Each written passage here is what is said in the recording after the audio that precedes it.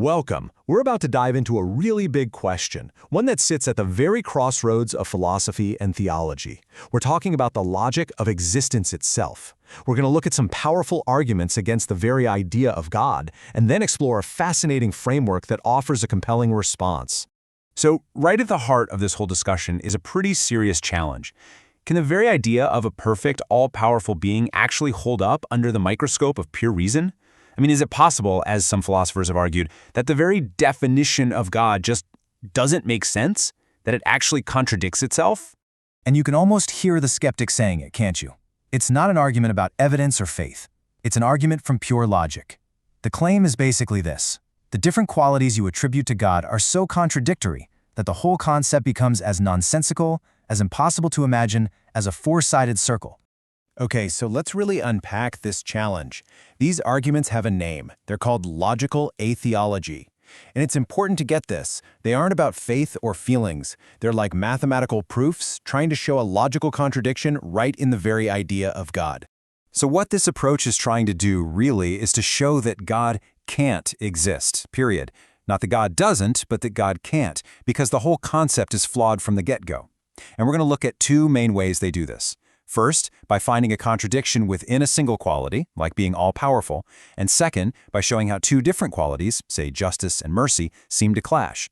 Right, and this brings us to the most famous example of that first type of argument, the omnipotence paradox. You've probably heard it before. Can an all-powerful being create a stone so heavy that even it can't lift it? It's a classic riddle, but for philosophers, it's a serious logical trap. And here's why it's considered a trap. Think about it. If you say yes, well then there's something the being can't do, lift the rock, so it's not all-powerful. But if you say no, well then there's also something it can't do, create the rock.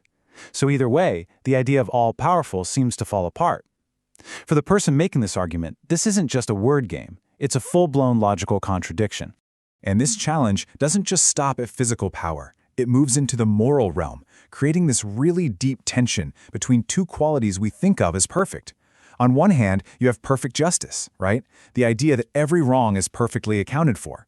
But then you have infinite mercy, which suggests forgiveness can just wipe the slate clean. How can both be true? If mercy can step in and cancel a debt, is justice really absolute? It feels like one has to give way to the other. So this is where we have to pause. This is the big turning point. Are these paradoxes really pointing to a flaw in God? Or could it be that they're actually pointing to a flaw in us, in our limited human words and concepts that we're using to try and describe something infinite? Maybe the problem isn't out there. Maybe it's in here, in the definitions we're using. And that question really opens the door to a completely different way of looking at this. A Quranic rational approach doesn't throw logic out the window, not at all. Instead it says, let's get our definitions straight.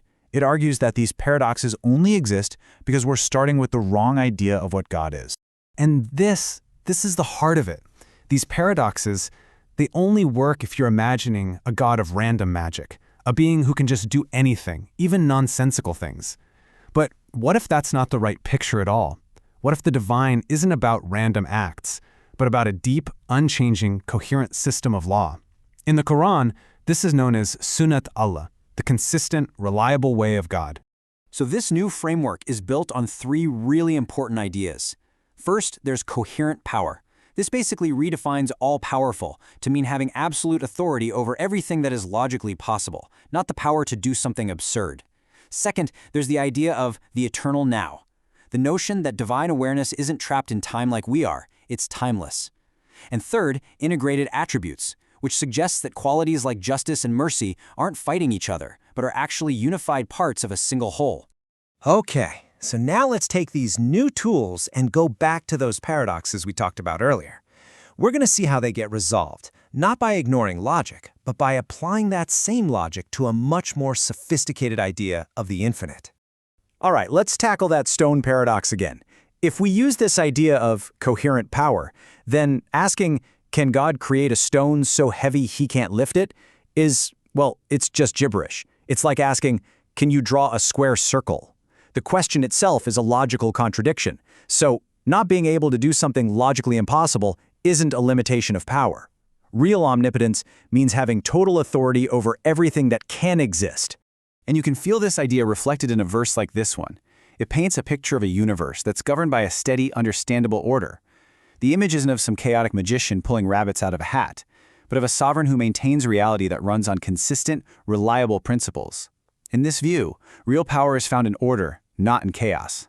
So what about justice and mercy? How does this new way of thinking help us there? Well, instead of seeing them as two forces fighting each other, this framework sees them as perfectly harmonized. Mercy isn't something that cancels out justice. Instead, it's the bigger picture, the entire context that justice operates within. Think of it this way. Justice maintains the moral order, but mercy is what allows for healing and forgiveness inside that order. This verse just speaks so beautifully to that idea of harmony. Notice the call isn't to pretend that wrongs didn't happen, it's an acknowledgement of them, but it's also a powerful reminder that mercy is this fundamental, constant reality. It doesn't just erase what happened, but it offers a path forward, a resolution that justice by itself might not. It's as if mercy is the very ground of the moral universe, something you can always turn back to. And you know what? This same kind of logical refinement helps with other big paradoxes too. Take freedom versus goodness. The conflict disappears if you see true freedom not as the random ability to do bad, but as the perfect ability to act in line with your own good nature. Or how can an unchanging God know a changing world? Well, from that timeless perspective, the eternal now we talked about, all of history is seen at once. And finally, being everywhere doesn't have to mean being mushed into everything. It can mean being the sustaining force that holds everything up, which actually allows for a distinct, separate consciousness. Just take a moment and think about the depth of that idea. A presence that isn't limited by space, and an awareness that isn't limited by time. It's this very concept, this timeless, all-seeing consciousness that makes omniscience possible without running into all the contradictions we create when we try to squeeze the infinite into our own tiny, one-day-at-a-time experience of reality.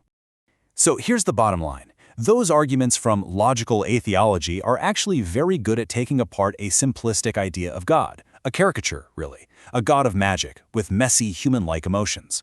But what these arguments don't really touch is a more sophisticated concept of God, one based on coherence, on unchanging law, and on a unified, timeless reality. The paradoxes, it seems, were never really about God. They were about the limited tools we were trying to use to measure the infinite. And that leaves us with one last, really deep thought to ponder. The universe makes sense, doesn't it? I mean, the fact that we can understand it with logic, with science, with math, it all points to some kind of underlying order. So if the universe itself runs on these beautiful, consistent, coherent laws, what does that tell us about where it all came from? That's a question that goes way beyond what we can cover here, but it's something for all of us to think about.